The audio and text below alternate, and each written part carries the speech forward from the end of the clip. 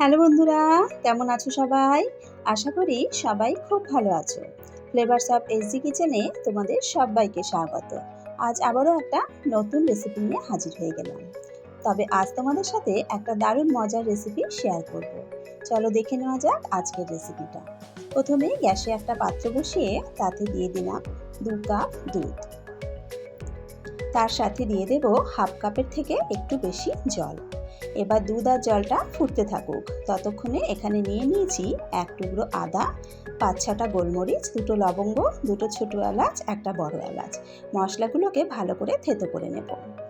এদিকে দুধটাও ফুটতে শুরু করেছে। খুব ভালো করে দুধটাকে একটু নাড়াচাড়া করে দিলাম। এবার এখানে আমি নিয়ে নিয়েছি একটা মাটির ভাঁড়। মাটির ভাঁড়টাকে ভালো করে ধুয়ে টুকরো টুকরো করে ভেঙে নিয়েছি। এই টুকরো করা মাটির ভাঁড়গুলো এই দুধের মধ্যে দিয়ে দেব। তারপর এখানে দিয়ে দেব 2 টেবিল চামচ চিনি। তবে চিনিটা কিন্তু তোমরা তোমাদের স্বাদ অনুযায়ী নেবে। আর দিয়ে দেব 2 টেবিল চামচ চা পাতা। হ্যাঁ, ঠিকই ধরেছ, আজ তৈরি করব তন্দুরি ফ্লেভার চা। আমি এখানে 2 টেবিল চামচ চা পাতা দিলাম। যেহেতু আমি একটু লিকারটা বেশি পছন্দ করি, তবে তোমরা যে ধরনের লিকার পছন্দ করো সেই অনুযায়ী চা পাতাটা দিও। তবে একটু বেশি লিকারই কিন্তু খেতে ভালো লাগে। আর থেতো করা মশলাটাকেও দিয়ে দিলাম। এবার খুব ভালো করে এইভাবে অনবরত নাড়াচাড়া করতে করতে মিডিয়াম আঁচে চাটাকে ফুটিয়ে নেব। দেখো, চাটা ফুটতে ফুটতে কালারটা কিন্তু বেরোতে শুরু করেছে, অর্থাৎ লিকারটা বেরোতে শুরু করেছে। আর চাটাও কিন্তু দেখো ফুটতে ফুটতে বেশ কিছুটা ঘন হয়ে এসেছে। চাটা আরও একটু ফুটতে থাক, ততক্ষণে আমি আরও একটা মাটির ভাঁড় নিয়ে নিয়েছি। ভাঁড়টাকে এইভাবে গ্যাসের আগুনে খুব ভালো করে গরম করে নেব। প্রায় অনেকটা পোড়া পোড়া মতন গরম করে নেব। এদিকে চাটাও কিন্তু বেশ সুন্দরভাবে ফুটে গেছে। চায়ের ওপরে একটা সুন্দর সর পড়ে গেছে। আরও একটু ভালো করে নাড়াচাড়া করে নিলাম। আমাদের চা কিন্তু এখন একদম রেডি।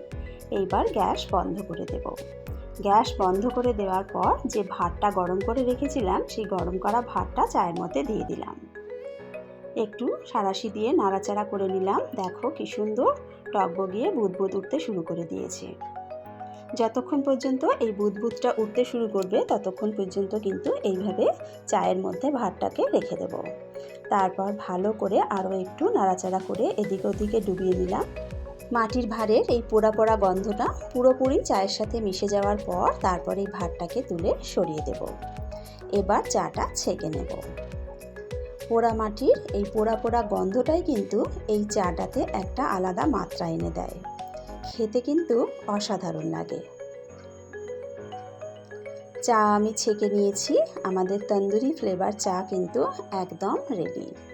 আমি সাধারণত খুব একটা চা খাই না, কিন্তু এই চাটা খাওয়ার পর আমি কিন্তু সত্যি এই চায়ের প্রেমে পড়ে গেছি। তাহলে আর দেরি কেন, তোমরাও চটপট বানিয়ে ফেলো এই তন্দুরি চা। এই চা একবার খেলে সত্যিই কিন্তু সবাই এই চায়ের প্রেমে পড়ে যাবে। আমার আজকের এই রেসিপিটা তোমাদের কেমন লাগলো অবশ্যই কমেন্টস করে জানিও। যদি রেসিপিটা ভালো লেগে থাকে তাহলে এইভাবে কিন্তু অবশ্যই একবার তন্দুরি ফ্লেভার চা বাড়িতে বানিয়ে খেয়ে দেখো, খেতে অসাধারণ হয়। ভিডিওটা ভালো লেগে থাকলে লাইক ও শেয়ার করে দিও। আমার নতুন বন্ধুদের কাছে অনুরোধ রইল চ্যানেলটা সাবস্ক্রাইব করে পাশে থাকার জন্য। আজকের ভিডিও এখানেই শেষ করছি। আবারও হাজির হয়ে যাব অন্য একটা নতুন রেসিপির সাথে।